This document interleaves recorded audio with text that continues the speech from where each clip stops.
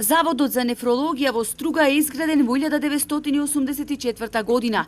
Полни 35 години обслужува пациенти не само од нашата и околните држави, туку и од европските земји.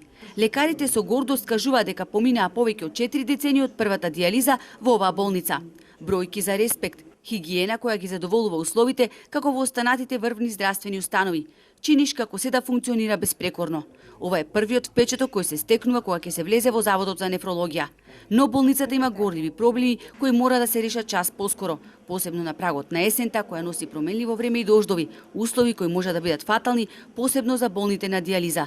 Пред 10 дена првиот пороен дожд предизвика поплава во болницата бидејќи кровот прокиснува.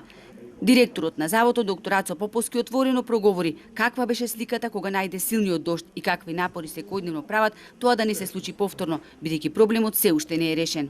Нашата техничка служба, секојдневно прави увид на кровот и онаму каде што постои некое запушување или каде што може да се стави некое дополнително средство како најлон за да се олесни, зависи од интензитетот на дождови, се прави тоа секојдневно и се надевам дека она што ни се случи тогаш нема да се повтори. Каква беше сликата, доктор? Рековте како елементарна буквално непогода да се случи внатре во болницата. Сликата беше како да има невидена поплава. Ако се сеќавате како она во Стајковци што беше пред неколку години со поплавите, како да се тура со бурина вода од кров.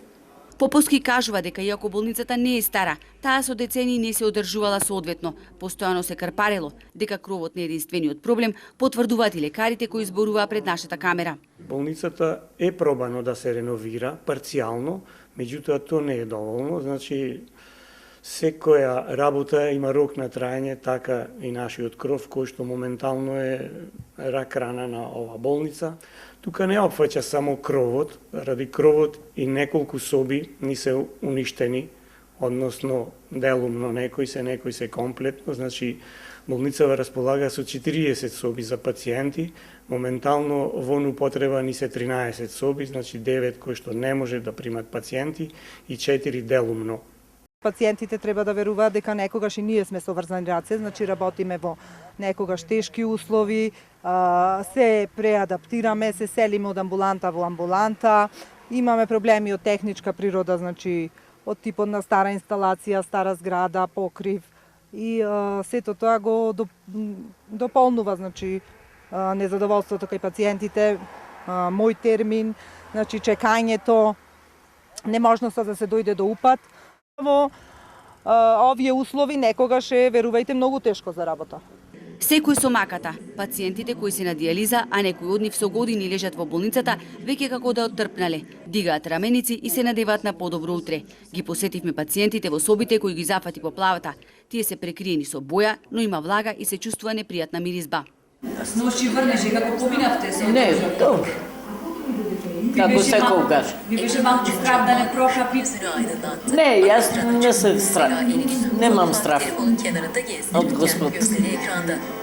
Таму паѓат повеќе, овде ајме не. Се чувствува миризба на влага? Многу. Мирис не многу. Не малку, многу.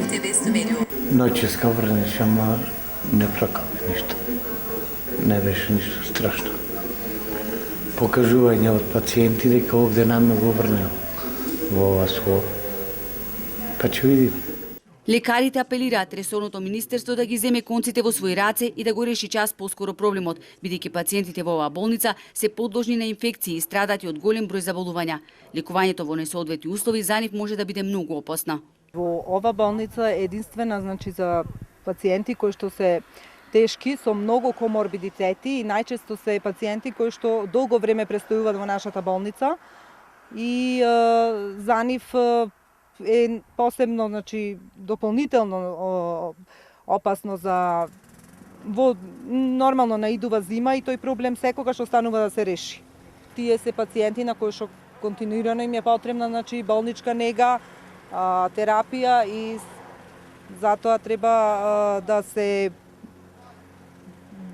реагира на повисоки инстанции, синдикатот нормално тоа го поддржува.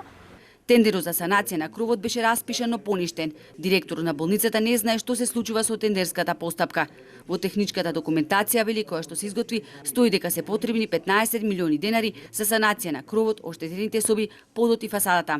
Не знам зошто беше поништен, се надевам дека во брзо време ќе се распише нов тендер и ова болница е за општо добро и тука не треба да има политика и треба да се направи во најбрз можен рок.